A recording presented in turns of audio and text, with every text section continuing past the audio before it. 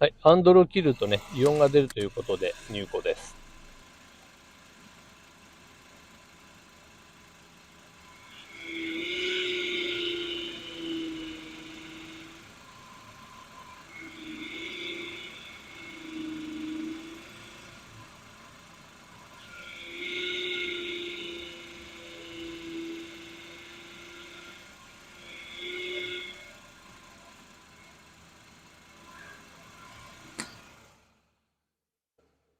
整備士さんだとね、聞いたことのある音だと思います。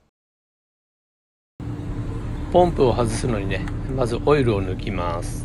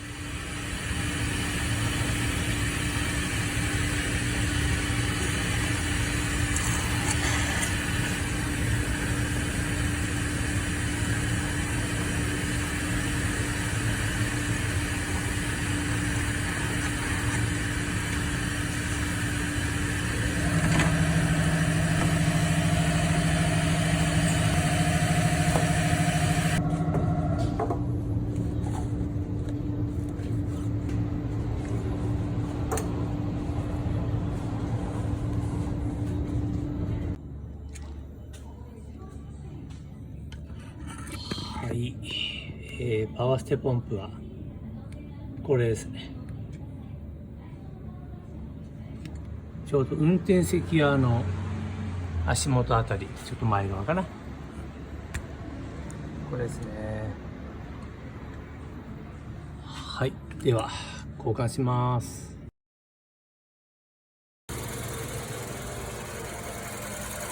はい、ポンプ交換終了です。パワーステのベーンポンプですね。ハンドルを切るとイオンが出るという症状で、タンクもね、洗浄してあります。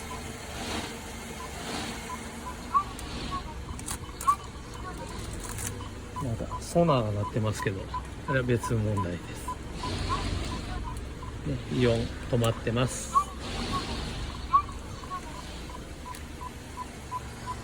はい、以上終了です。